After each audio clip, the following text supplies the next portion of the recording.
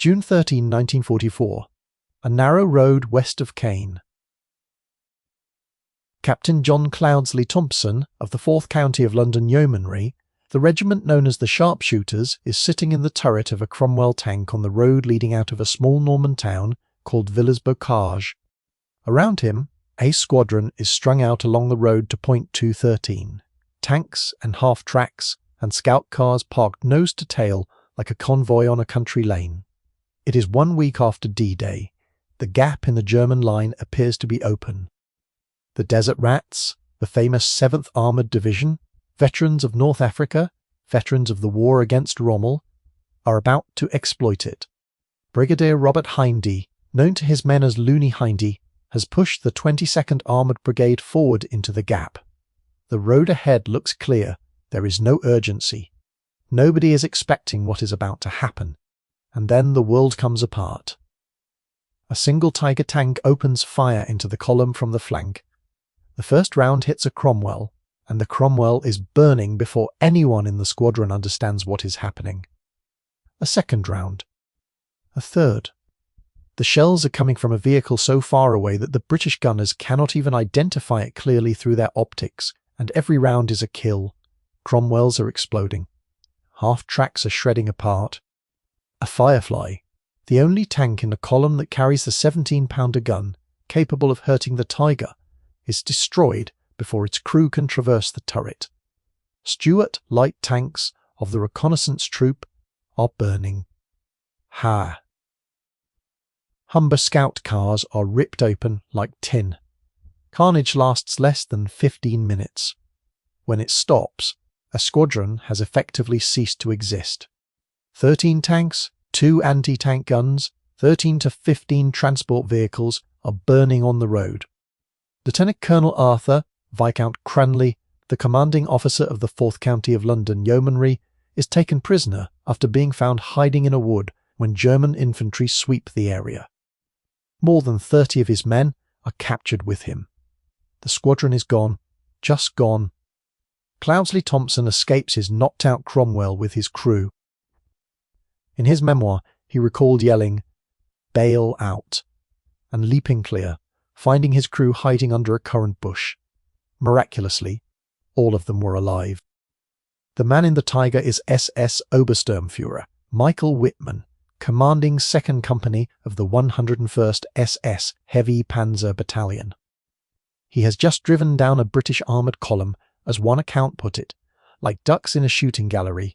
He is one man in one tank, and he has destroyed an entire squadron's worth of vehicles in the time it takes to eat breakfast.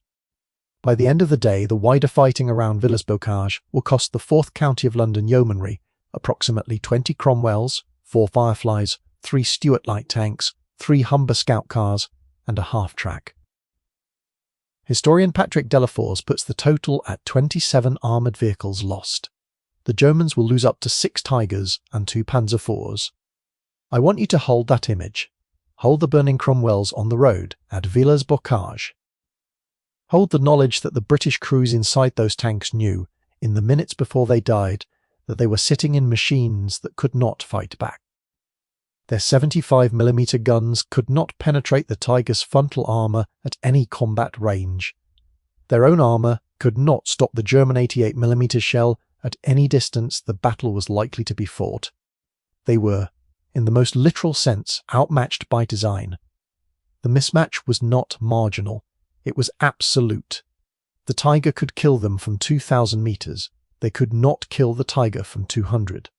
Because this story is about what Britain did with that knowledge. It is about the 3 years of burning tanks and burning men that led a country to build the most important armoured vehicle of the 20th century. It is about the machine that was purpose-built to kill Tigers and Panthers, the machine that carried every lesson written in the blood of Villers-Bocage and Goodwood and 100 other engagements into its steel and its engineering. And it is about the cruelest irony in the history of armoured warfare. That machine arrived in Europe, May of 1945. The war in Europe ended on May 8, 1945. The tank, designed to kill Tigers, never fired a shot at one. It was too late by days. But here is the part of the story that the irony conceals. the part that nobody expected and nobody planned for. The tank that arrived too late for the war it was built for went on to become arguably the most successful tank design ever created. It fought in Korea, it fought in the Sinai, it fought on the Golan Heights. It fought in the jungles of Vietnam and the plains of the Punjab and the bush of southern Africa. It served with more than 20 nations on 5 continents. It was still in active service in modified form nearly 60 years after it was built. It outlasted the Tiger by half a century. It outlasted the Panther by longer than that. It outlasted every tank the Germans ever designed combined. Its name was the Centurion, and to understand how Britain built it, you have to understand what it felt like to spend 3 years dying inside tanks that could not fight the enemy. They were sent to face. You have to go back before Normandy, back before D-Day, back to the dust and rock of North Africa, where the nightmare began. The Tiger I first saw action against Western forces on December 1, 1942, east of Tabourba in Tunisia, when 3 Tigers of the 501st Heavy Tank Battalion attacked near Jidda. The reports that came back from the front were not encouraging, they were terrifying. The Tiger mounted roughly 100mm of frontal armour, flat and thick, and seemingly impervious. Its main gun was the 88mm K1 de Par 36, a weapon derived from the famous 88mm anti-aircraft gun that had already earned a reputation in the desert that bordered on the mythical.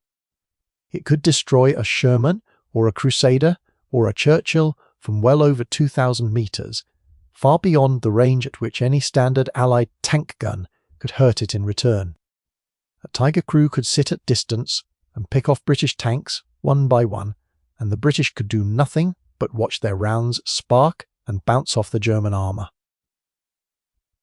The first Tiger, knocked out by the British, fell on January 31, 1943, in the Robar Valley.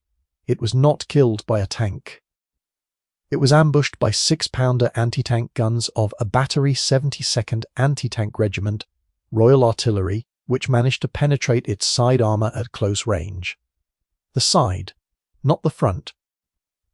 The front was, for all practical purposes, immune to anything the British had in their inventory.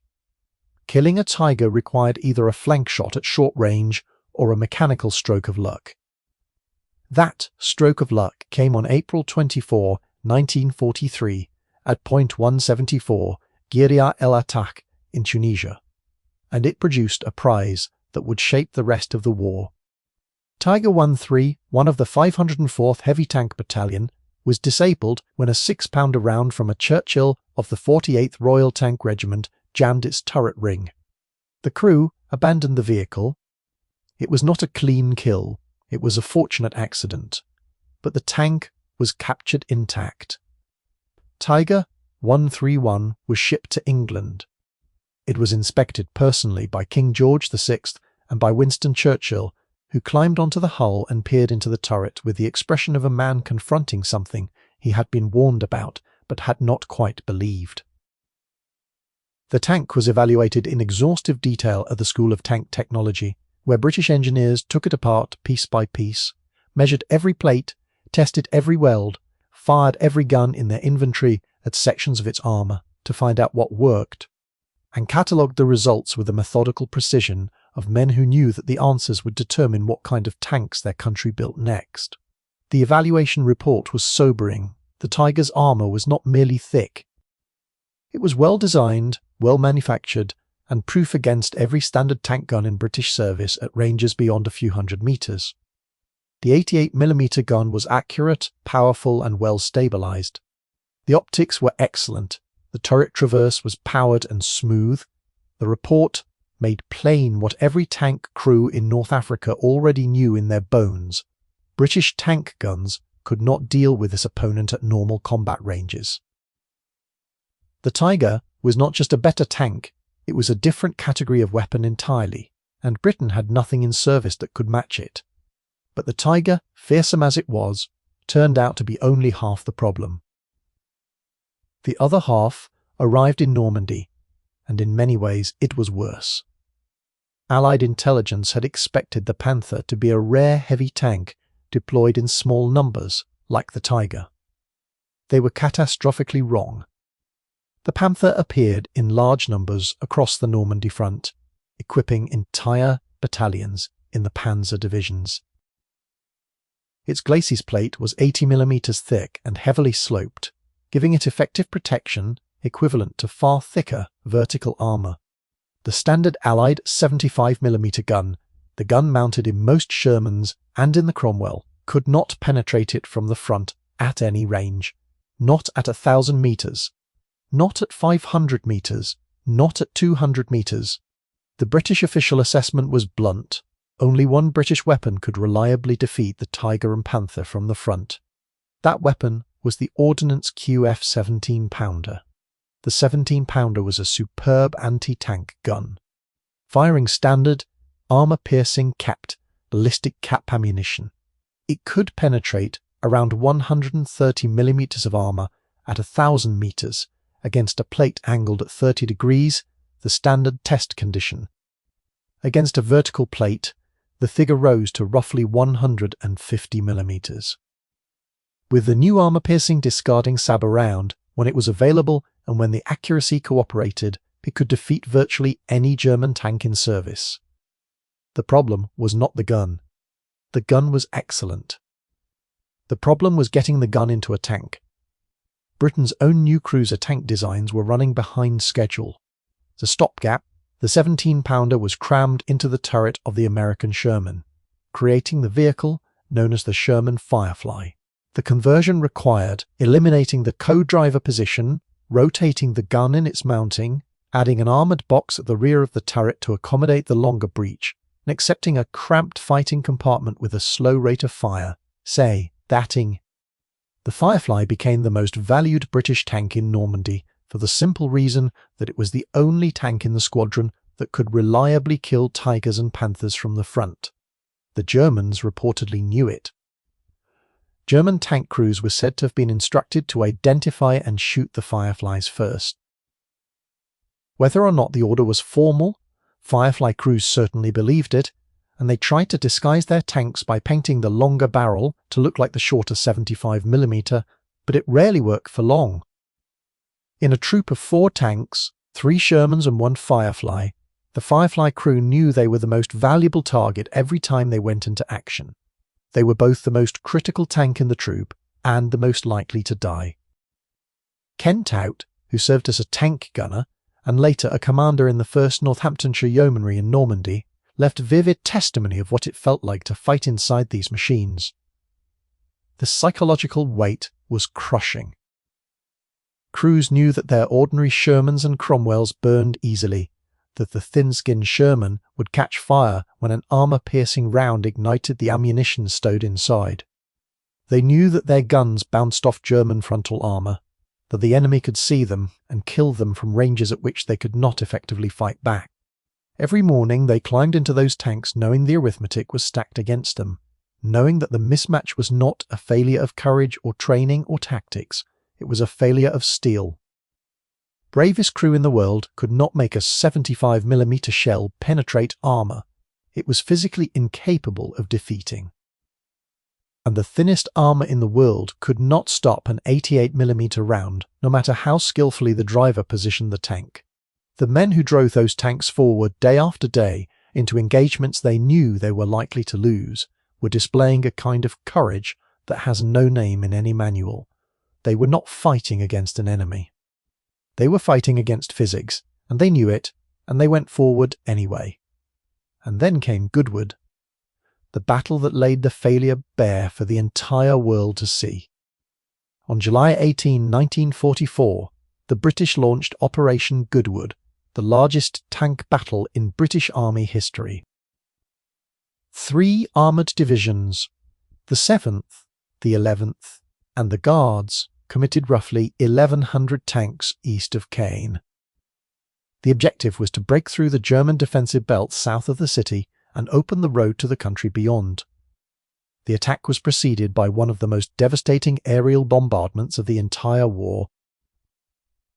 2,077 RAF and United States Army Air Forces bombers dropped a total of 7,700 tons of bombs on the German positions. The ground shook for miles. German soldiers in the impact zone were found dead with no visible wounds, killed by the concussion alone. Tanks were physically flipped upside down by the blast. British armour pushed forward up to 7 miles into the shattered German defences, and then it hit the gun line on the Bourgebus Ridge. 88mm anti-tank guns and dug-in tanks, including Tigers of the 503rd Heavy Tank Battalion, held firm behind the crest. The 503rd, despite having some of its own tanks flipped over by the bombing, recovered, repositioned and knocked out around 40 British tanks on the first day alone. The advance ground to a halt in front of the ridge. The breakout did not happen. Total British tank losses during Goodwood remain debated among historians. The most careful modern studies, including work by True and others, put the figure at somewhere between 218 and 314, depending on how repairable vehicles are counted. Reports of over 400 losses, often cited in popular histories, are considered exaggerations by most modern analysts. But even at the lower end of the estimates, the losses were staggering. What is not debated is the lesson. Allied numbers and air power could grind the Germans down over time, but tank for tank, in a direct engagement, the British were still outmatched. The Tiger and the Panther were better fighting machines than anything Britain had in service. The bombing could suppress them, it could not replace the need for a tank that could match them. By the summer of 1944, the British tank crews fighting in Normandy had absorbed this knowledge at the cost of thousands of lives. They knew what the odds were every time their Cromwell or their Sherman rolled forward into a hedgerow where a panther might be waiting. The hedgerow country of the bocage was the cruelest environment imaginable for this mismatch. Every field was a separate engagement. Every bank could conceal a German anti-tank gun or a panther dug-in hull down, with only its gun mantlet showing above the earth. British tank crews advanced field by field, knowing that the next hedge might contain a weapon they could not kill before it killed them. The advance through the bocage cost roughly a mile a day, and in some divisions the casualty rates were worse per yard than anything experienced in the First World War. The men kept fighting. They kept climbing into their tanks. They kept driving forward into hedgerows they knew might be the last thing they ever saw. The courage was extraordinary. The waste was unforgivable, because the men were not failing. The machines were failing the men. And somewhere behind the lines, in the offices and design bureaus where decisions about the future of British armour were being made, the men responsible for tank design had absorbed the same knowledge. They had been absorbing it for longer than most people realise. The answer had actually begun to take shape more than a year before Normandy. By 1943, even before the invasion, the accumulating evidence from North Africa and from reports on the Eastern Front had made it clear that British tank design philosophy was failing at its foundations. The pre-war approach had split British armour into two rigid categories. Cruiser tanks were fast but lightly armoured, designed to exploit breakthroughs like cavalry to dash through gaps and wreak havoc in the enemy's rear. Infantry tanks were heavily armoured, but painfully slow, designed to support foot soldiers at walking pace, absorbing fire while the infantry advanced behind them. It was a tidy theory. It looked excellent on paper.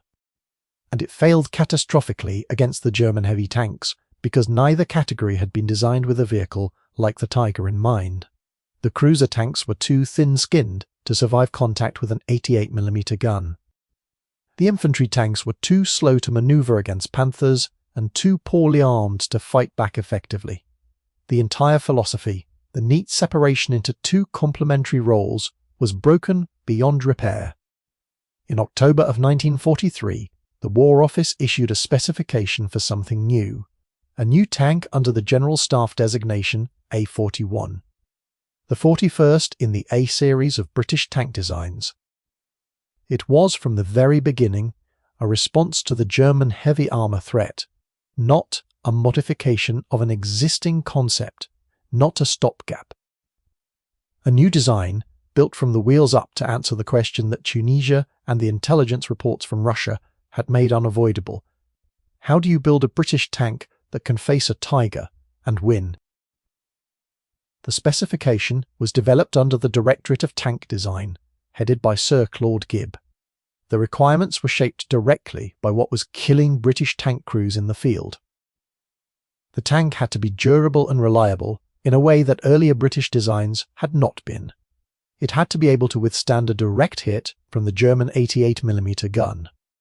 It had to have better protection against mines, which were a constant and underreported killer of tank crews, and it had to carry a gun capable of killing Tigers and Panthers from the front at realistic combat ranges. The initial weight limit was set at 40 long tons, chosen so the tank would fit existing Mark I and Mark II transport trailers and could cross an 80-foot Bailey Bridge span. The designers, building on the work done for the Comet tank, created a longer hull with 6 road wheels per side. They replaced the Christie suspension used on earlier cruiser tanks with Horstman suspension, which took up less internal space, was mechanically simpler, and crucially was easier to repair in field conditions, with individual units that could be swapped out after mine damage without having to strip the entire side of the tank. They used welded and sloped armour rather than the bolted and riveted construction of earlier designs. And they chose the proven Rolls-Royce Meteor engine, the tank derivative of the legendary Merlin that powered the Spitfire and the Lancaster. The main gun was the 17-pounder, the weapon that British crews in Normandy could only get by cramming it sideways into a modified Sherman turret, was now being designed into a tank from the ground up, with a turret purpose-built around the gun rather than the gun being forced into an existing turret that was never meant to hold it. For the first time, the answer to the Tiger would be engineered properly, not improvised. And then the designers ran into a problem that became, in retrospect, one of the most important decisions in the history of British armour. They could not meet the 88mm protection requirement within the 40-ton weight limit. The maths simply did not work. You could not slope enough armour at the right angles, at the right thickness, and still keep the tank under 40 tons. Something had to give. Either the armour would be compromised, or the tank would remain vulnerable to the weapon it was specifically designed to resist, or the weight limit would have to go. A lesser programme would have compromised the armour. The War Office made the other choice. They removed the weight limit entirely, decided to build new, heavier trailers instead. The weight rose to around 45 long tons. The decision sounds administrative. It was not. It was a turning point. It meant that for the first time in the war, a British tank design would not be hobbled by the kind of compromises that had crippled earlier vehicles. For once, the tank itself came first. The logistics would have to adapt to the tank, not the other way around. A design mock-up, built by AEC Limited, was viewed in May of 1944, the same month the Normandy invasion was being finalised. 20 pilot models were ordered with varying armament combinations. 10 carried the 17-pounder with a 20mm Polston cannon. 5 had the 17-pounder with a Ford Besser machine gun. 5 mounted the new QF 77mm gun. The Mark I prototype's frontal glacis was 76mm thick, but heavily sloped, giving effective protection well beyond what the raw thickness suggested. The turret armour was 152mm. In comparative trials, the new tank easily outperformed the Comet in every category that mattered. Manufacture began in January of 1945. The first A41 arrived for testing in April of 1945. By now it had a name. They called it the Centurion. And this is where the story becomes something close to tragic. As the prototypes came together in early 1945, everyone involved in the program could see that the war in Europe was entering its final weeks. The Allied armies had crossed the Rhine. The Soviets were closing on Berlin from the east. Germany was collapsing on every front. And sitting in factories and proving grounds in England was the tank that had been built specifically to fight the enemy that was now days away from unconditional surrender. The question was whether it could get to the front in time to prove itself against the very machines it had been designed to destroy. Under the code name Operation Sentry, 6 A41 prototypes were shipped to the continent. They arrived in Belgium and were sent on to join the 5th Royal Inniskilling Dragoon Guards of the 22nd Armoured Brigade in Germany. They arrived in May of 1945. The war in Europe ended on May 8, 1945. The tank built to kill Tigers never fired a shot at one. The war it was designed for was over. The enemy it was built to destroy had surrendered.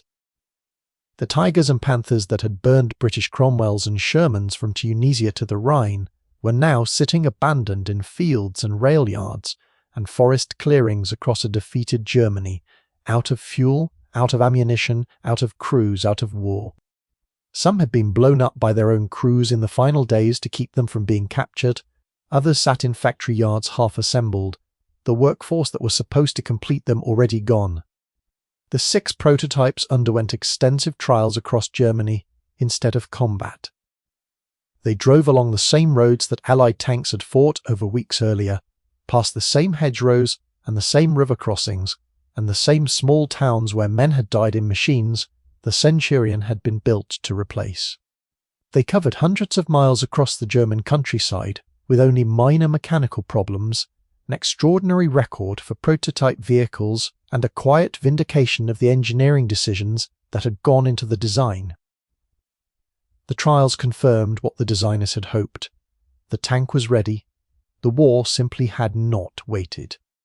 The results were discussed by the director of the Royal Armoured Corps Advisory Committee on August 22, 1945, and the trials were judged a resounding success. The design moved swiftly into full production. An order for 800 was placed, to be built across Leyland Motors, the Royal Ordnance Factories at Leeds and Woolwich, and Vickers at Elswick. The Centurion entered service in December of 1946 with the 5th Royal Tank Regiment. There is genuine sorrow in this part of the story, and it should not be rushed past. Throughout the war, British tankers had burned alive in machines that could not match German armour. The pre-war austerity that had starved British tank development cost lives in North Africa. It cost lives in Normandy. It cost lives in every engagement where a Cromwell or a Sherman faced a Tiger or a Panther, and the crew already knew, before the first shot, how the mathematics would end. The answer had been built. The engineering was right. The gun was right. The armour was right.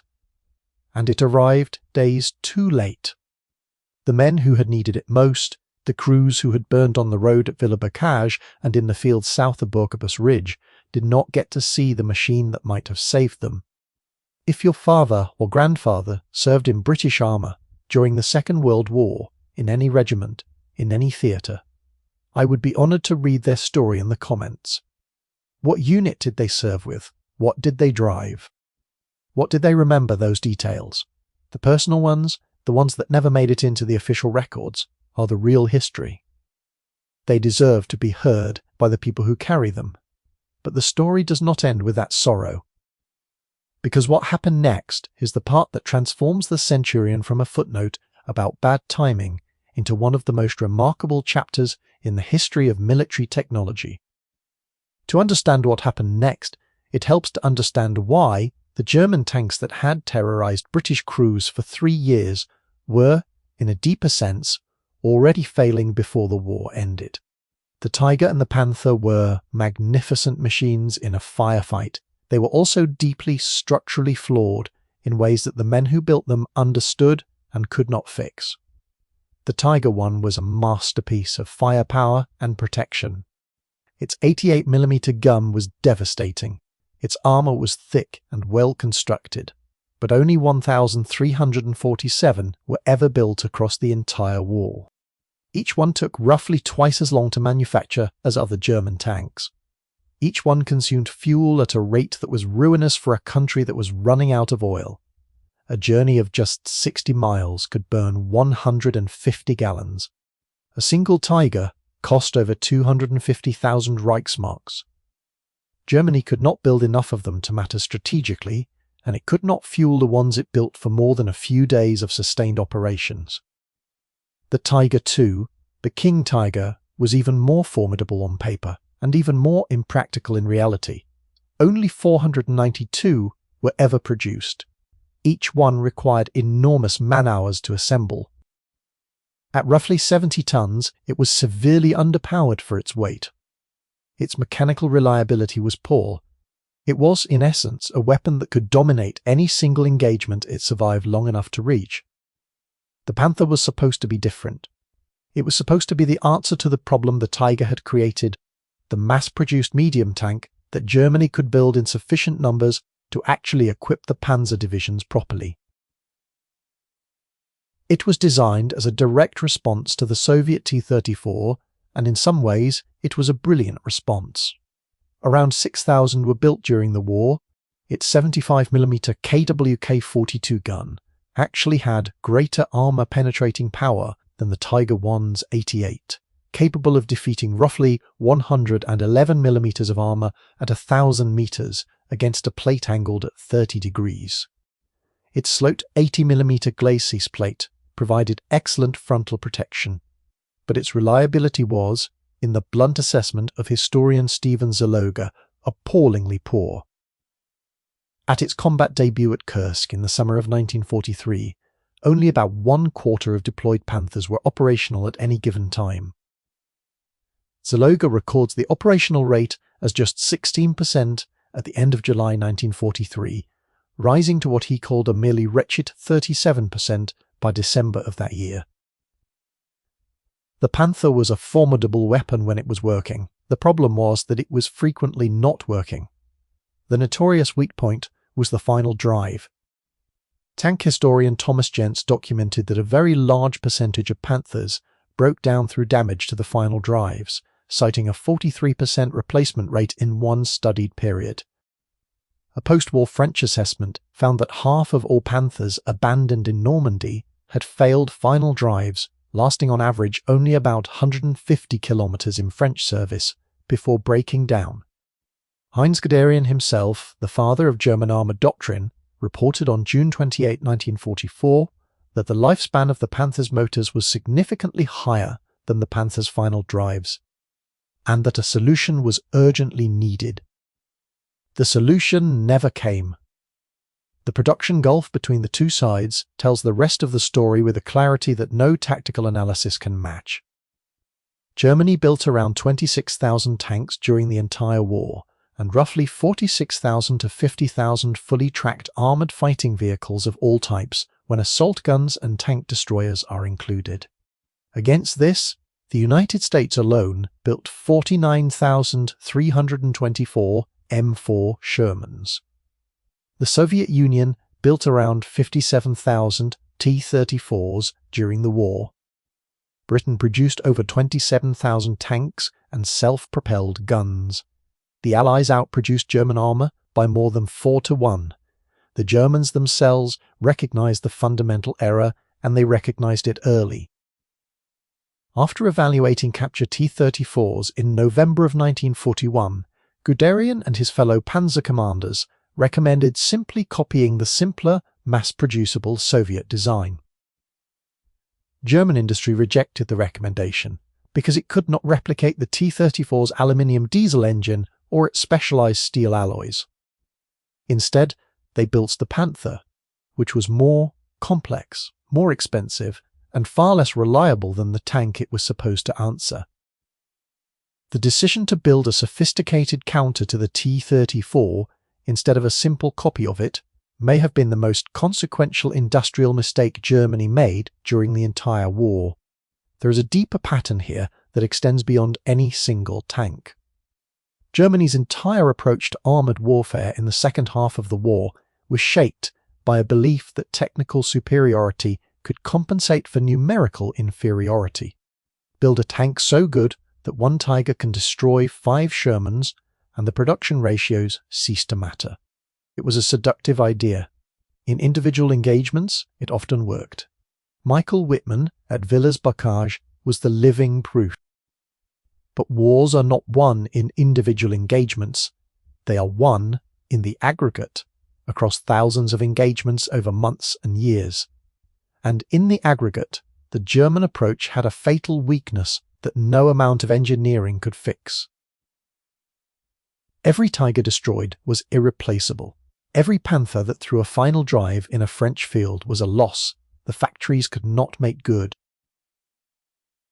The Allies could lose 5 Shermans for every Tiger destroyed and still have more tanks at the end of the month than they had at the beginning. The Germans could not. This is the context that makes the Centurion story not just ironic, but profound. The German philosophy of armoured warfare had bet on specialised, over-engineered heavy tanks built in small numbers.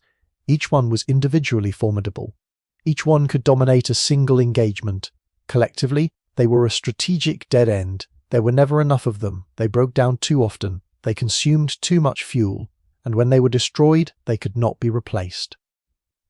The Centurion represented the opposite philosophy, though no one stated it in those terms at the time. It was a balanced design, good armour, but not absurdly heavy. A powerful gun, but one that could be upgraded as threats evolved. Reliable mechanicals that would not eat the tank from the inside out. A chassis that could be modified and improved over decades without throwing away the basic design and starting over. The Horstmann suspension could absorb upgrades in weight. The turret ring was large enough to accept bigger guns. The hull had room for additional armour plates. The engine bay could accommodate different power plants. None of this was accidental. The men who designed the Centurion had watched 5 years of tanks that were obsolete before they reached the front. Tanks that could not be upgraded because every margin had already been used up in the original design. They built the Centurion with room to grow, and that room to grow turned out to be the single most valuable quality a tank had ever been given. It was not the most spectacular tank on any single measure. It was the most useful tank on every measure combined.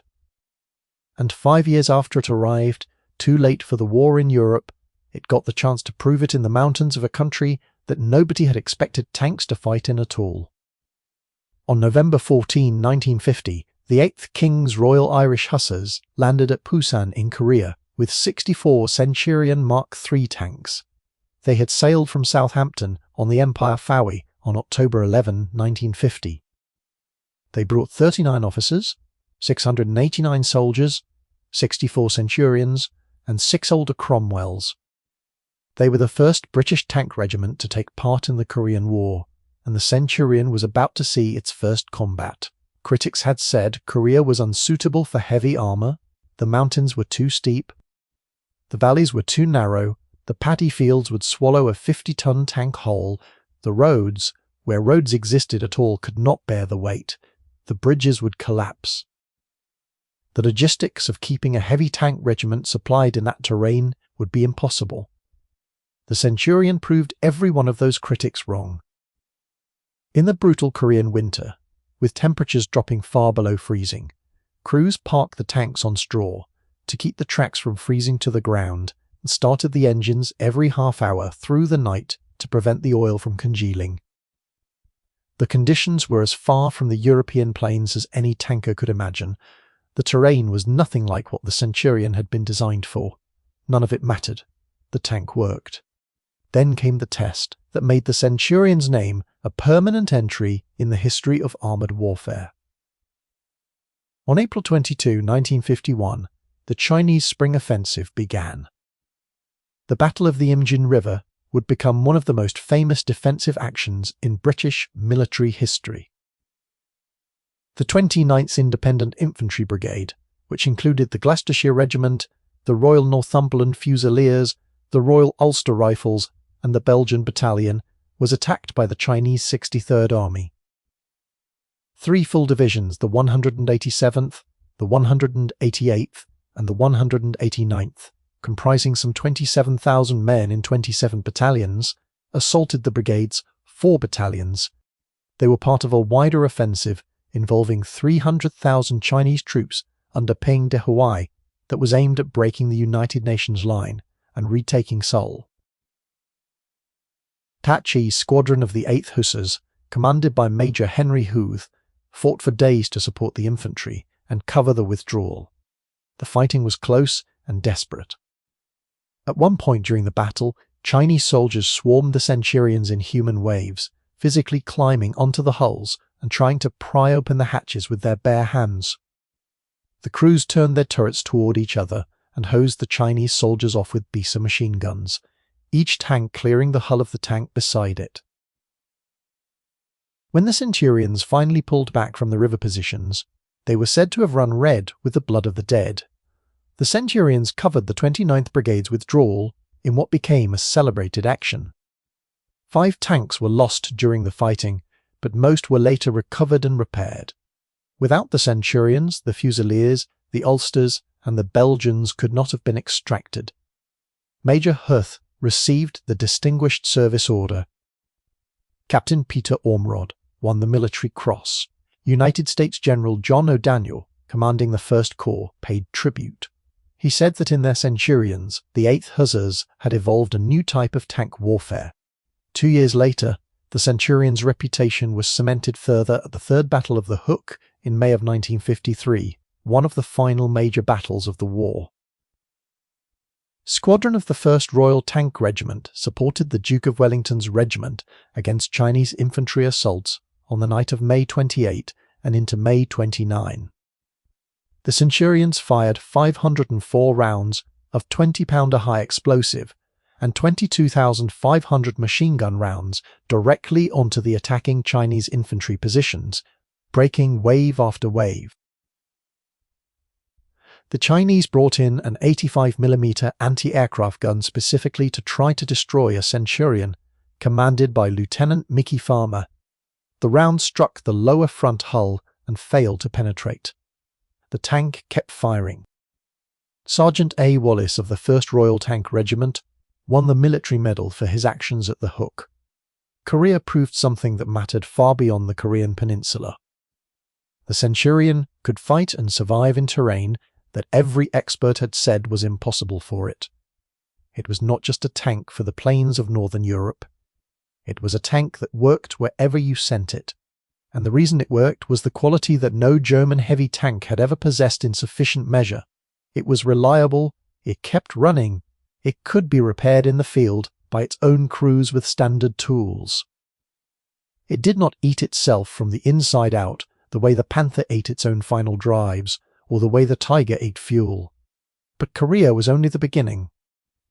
What followed over the next 3 decades would prove that the Centurion was not merely a good tank, but potentially the most consequential tank design of the entire Cold War era.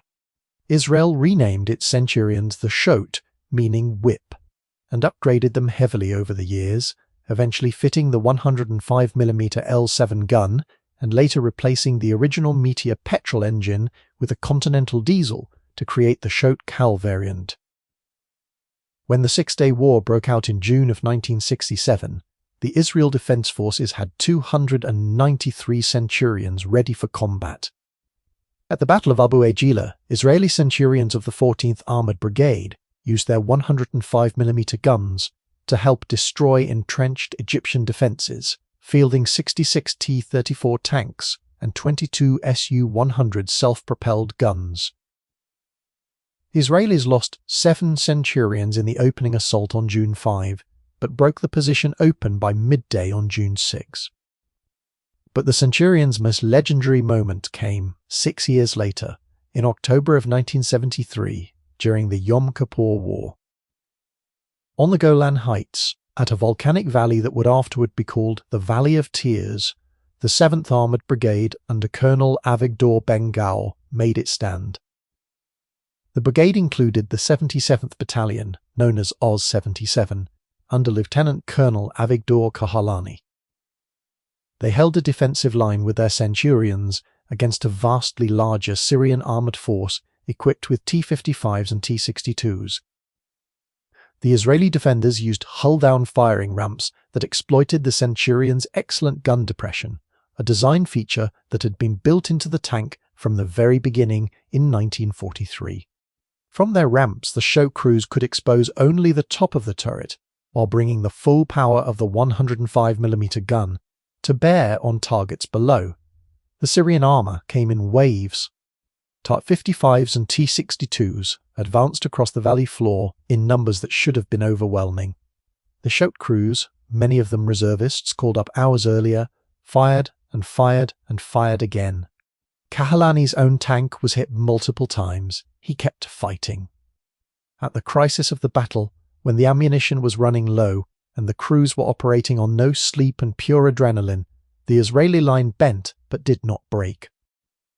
The Schot's superior gunnery, its range advantage, and the skill of its crews, combined with the defensive terrain, produced one of the most lopsided defensive victories in the history of armoured warfare. The valley floor was left covered with the burning hulks of destroyed Syrian vehicles, so many that retreating Syrian tanks had to navigate between the wrecks of their own comrades. The line held. The Golan did not fall. A tank conceived to fight Tigers in 1943 was holding the Golan Heights in 1973, 3 decades after it was supposed to enter combat, and it was winning battles that determined the survival of a nation. In India, the Centurion proved itself against a different opponent entirely. During the 1965 Indo-Pakistani War, Indian Centurions, armed with 20-pounder guns, faced Pakistan's American-supplied M47 and M48 Patton tanks, the frontline Western armour of the Cold War era. At the Battle of Asalutar from September 8 to 10, 1965, Indian forces, including Centurion-equipped regiments such as 3rd Cavalry and the Deccan Horse, along with 8th Cavalry on AMX-13s, trapped the Pakistani 1st Armoured Division in flooded sugarcane fields south of Kemkaran. The result was devastating. Indian forces destroyed or captured around 97 Pakistani tanks, including 72 Pattons, with 32 of those Pattons taken in running condition. Military historian Stephen Zaloga recorded that Pakistan admitted losing 165 tanks during the 1965 war, more than half of which were knocked out during what he called the debacle of Asal-Uttar. The battlefield became known as Patton Nagar, meaning Patton City, a name it carries to this day. A British tank designed in the 1940s had outfought America's frontline Cold War armour of the 1960s. In Vietnam, Australia deployed Centurions of the 1st Armoured Regiment from 1968. The 50-ton tanks were initially considered unsuitable for jungle warfare. Every assumption said they would get stuck in the mud, blocked by the vegetation, unable to manoeuvre in close terrain. They proved the opposite. At the battles of Coral and Balmoral in May and June of 1968, C Squadron Centurions delivered devastating direct fire support against North Vietnamese regimental assaults. RPG-2 rounds repeatedly struck the tanks and could not penetrate. Infantry, who had doubted whether the heavy tanks belonged in the jungle afterward, refused to go on operations without them. Of 58 Centurions that served in Vietnam, 42 suffered battle damage from mines, rockets, and recoilless rifles. 6 were damaged beyond repair. 2 crewmen were killed in action. The tanks did their job and brought their crews home alive.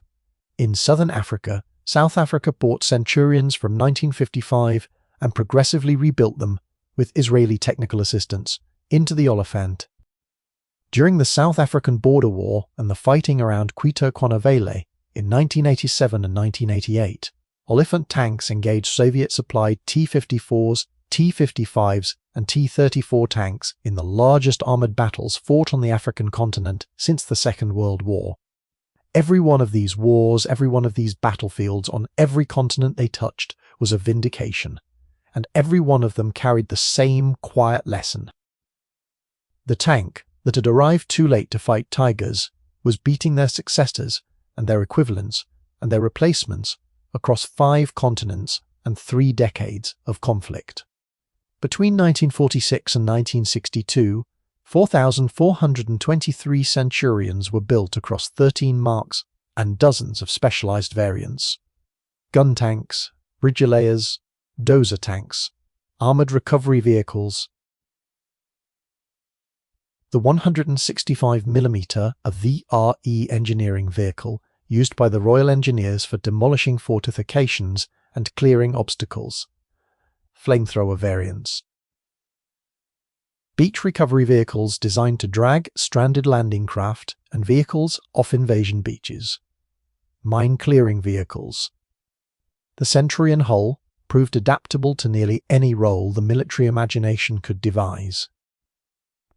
The most numerous version was the Mark III, which carried the 20-pounder gun and served as the backbone of British armoured forces through the 1950s. Fontaines. The tank's design was so fundamentally adaptable that its main gun was upgraded 3 times during its service life. From the original 17-pounder to the 20-pounder to the 105mm L7, which became the standard Western tank gun for an entire generation of armoured vehicles, and a dozen other nations. Each upgrade was accomplished without redesigning the hull. The chassis accepted them all. Additional armour was bolted on, new fire control systems were fitted, new engines were installed.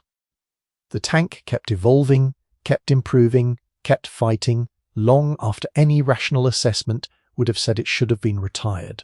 The British Army retired its last Centurion gun tank in 1974, but the chassis would not die. Centurion AVRE engineering vehicles served in the 1991 Gulf War. A beach-armoured recovery vehicle variant, built on the Centurion hull, served with British forces during the 2003 Iraq War, almost 6 decades after the first prototypes were built in 1945. South Africa's Olifants and Israel's converted Centurion armoured personnel carriers kept the design in active military use into the 21st century. It is widely regarded by military historians as the first true main battle tank, the design that finally merged Britain's 2 failed pre-war categories, the lightly armoured cruiser tank and the slow infantry tank, into a single universal vehicle that could do everything. The Tank Museum at Bovington describes it as the tank that became the first universal tank, inspiring the modern main battle tank concept. Armour historian David Fletcher, who spent his career at Bovington studying British tank design, offered a careful qualification when asked directly. He answered with what he called a qualified negative on whether the Centurion fully achieved the universal tank goal. It became the template for the modern main battle tank more, in hindsight, he suggested, than by perfect fulfillment of its original brief. But even Fletcher's careful hedging concedes the essential point. The Centurion changed what a tank was supposed to be. Everything that came after, the Chieftain, the Challenger, the Leopard, the Abrams, is a descendant of the idea that the Centurion proved could work. So here is the answer to the question that hangs over this entire story. Was the Centurion too late? If you measure by the war it was designed for, yes, it was too late by days. The prototypes sat in Belgian and German depots while the peace was signed.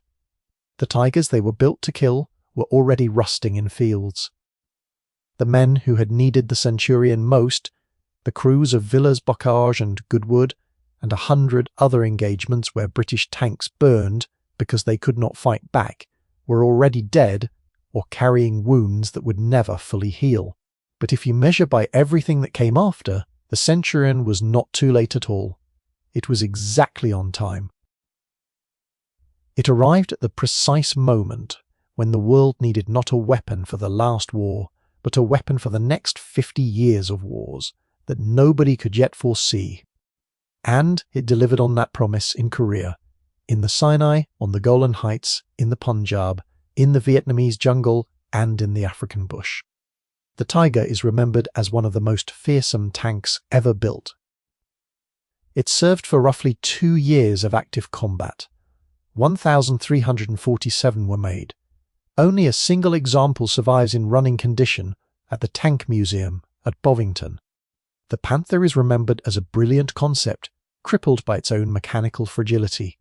Around 6,000 were built. They fought for roughly 2 years. Their final drives are still a cautionary tale in engineering schools. The Centurion fought for nearly 60 years. 4,423 were built.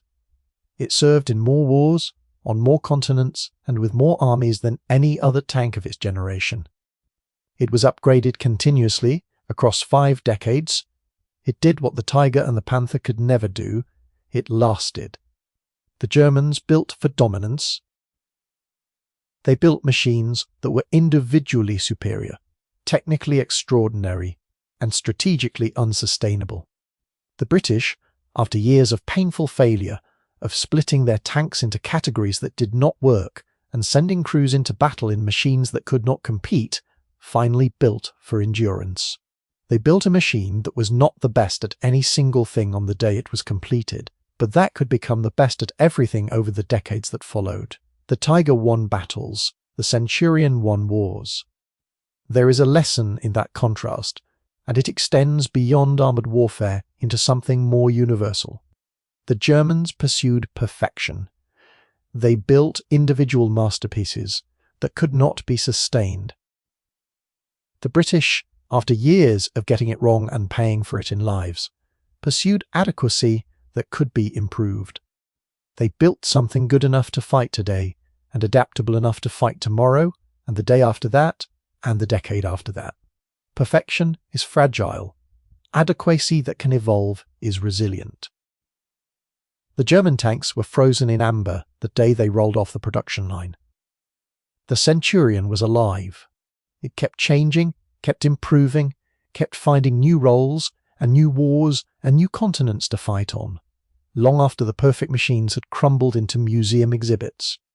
And the men who designed the Centurion did it because they had listened to the men who died in Cromwells and Shermans and Fireflies, the men who faced 88mm shells in tanks they knew could not survive the hit, the men who burned on the road at Villers-Bocage and in the fields south of Caen and in the dust outside Tunis. Those men could not be saved, but their deaths were not wasted. Every lesson written in their burning tanks was carried forward into the steel of the A41. Captain John Cloudsley Thompson, the man who bailed out of his Cromwell at Villers-Bocage and found his crew hiding under a currant bush, survived the war. He went on to become a distinguished zoologist, teaching at King's College London and later at Birkbeck College, and lived to the age of 92. He never went back to armoured warfare. But the men who followed him, the next generation of British tank crews, inherited a machine that was forged from the wreckage of his experience. When they climbed into their Centurions in Korea and in the deserts of the Middle East and in the jungles of Southeast Asia, they climbed into a tank that carried the memory of every failure that had come before it. A tank that existed because a country had finally listened to the men who were doing the dying and built them the machine they actually needed, instead of the machine that looked impressive on a parade ground. Every like on this video is a small gesture, but it keeps these stories visible for a little longer. The stories of the men who burned in those early tanks, the men whose hard lessons made the Centurion possible, the men whose names are not in the textbooks, but whose experience is in every weld and every rivet of the machine that outlasted everything. That matters. The Tiger was a spectacle. The Centurion was a survivor, and the survivor is still here, in museums and in the DNA of every modern tank on Earth, 6 decades after the spectacle rusted into history. If this story gave you something to think about, hit that subscribe button. There are many more stories like this. Stories about machines and the men who built them and the men who fought in them and the quiet decisions that determined who lived and who did not. The history that matters is not always the history that makes the best photograph. Sometimes it is the history of the tank that arrived a week too late and then outlasted everything.